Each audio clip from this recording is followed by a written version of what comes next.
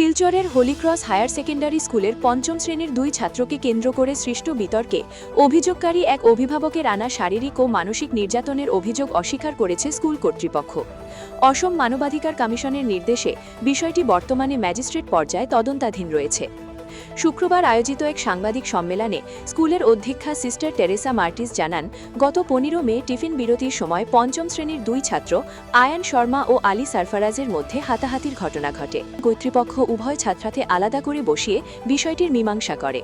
পরদিন 16 মে একটি হোয়াটসঅ্যাপ বার্তার মাধ্যমে অভিযোগ পাওয়ার পর 20 মে দুই ছাত্রের অভিভাবকদের নিয়ে বৈঠক অনুষ্ঠিত হয়। শিক্ষিকা কুমকুম নাথ জানান, শ্রেণীর কয়েকজন ছাত্রের বক্তব্য অনুযায়ী প্রথমে আয়ান শর্মাই আলী সারফারাজকে আঘাত করে এবং পরে আলী প্রতিক্রিয়া দেখায়।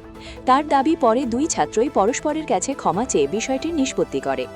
স্কুল কর্তৃপক্ষের দাবি, প্রতিষ্ঠানে শারীরিক শাস্তির বিরুদ্ধে কঠোর নীতি অনুসরণ করা হয় এবং অভিযুক্ত শিক্ষিকার বিরুদ্ধে ওঠা অভিযোগের সমর্থনে কোনো প্রত্যক্ষ সাক্ষ্য বা প্রমাণ পাওয়া যায়নি। পাশাপাশি শিক্ষক শিক্ষিকা, প্রাক্তন ছাত্রছাত্রী এবং একাধিক অভিভাবকও কুমকুম নাথের প্রতি সমর্থন জানিয়েছেন। তাদের বক্তব্য, কুমকুম নাথ দীর্ঘদিন ধরে এই বিদ্যালয়ে শিক্ষকতা করছেন এবং ছাত্রছাত্রীদের নিজের সন্তানের মতো স্নেহ ও যত্নের সঙ্গে দেখাশোনা করেন। তাদের দাবি, তার বিরুদ্ধে ওঠা অভিযোগের সঙ্গে তার দীর্ঘদিনের কর্মজীবনের কোনো মিল নেই। যা ডিফেমেশন হয়েছে হলিক্রস স্কুলের, আমরা এটা ডিজার্ভ করি না। যেটা হয়েছে এটা হওয়ার ছিল না। যেটা হয়েছে সেটা ভুল হয়েছে, ভুল তথ্য দেখানো হয়েছে, ভুল তথ্য বলা হয়েছে।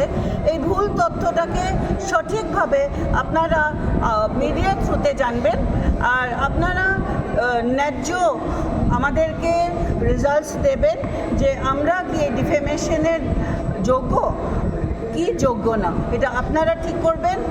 এই সোসাইটিটা আমাদের বানানো, এই সোসাইটিতে আমাদের অনেক অবদান আছে। আমরা কিন্তু সোসাইটিতে নেগেটিভ কিছু ছড়াই না, আমরা সব সময় পজিটিভ কাজ করি, সোসাইটির ভালোর জন্য কাজ করি। বাচ্চাদেরকে একদম মাতৃসুলভ আদর যত্ন দিয়ে বড় করি। এই বাচ্চার থ্রুতে স্কুলকে যেন ডিফেম করা না হয়। Holycross is yours, build it and love it.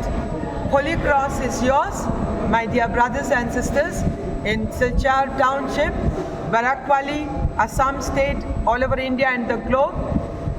Love Holycross School. We are yours. We love you all and build Holycross with positivity. God bless all of you. একদমই কিচ্ছুই ছিল না।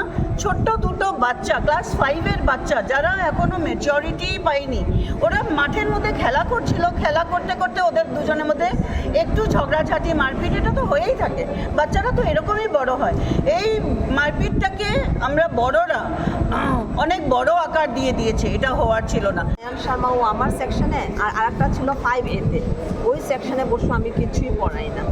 আর এই ফাইটটা তো হয়েছে ফার্স্ট ব্রেক, ওই নিচে হয়েছে।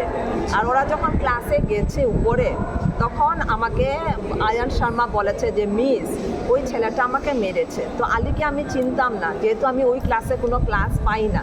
তারপরে আমি ওকে ডেকে এনে জিজ্ঞেস করেছি যে তুমি ওকে কেন মারলে। ছেলেটা আমাকে বলেছে, মিস, ও আমাকে 2-3 বার মেরেছে, তারপরে আমি মেরেছি।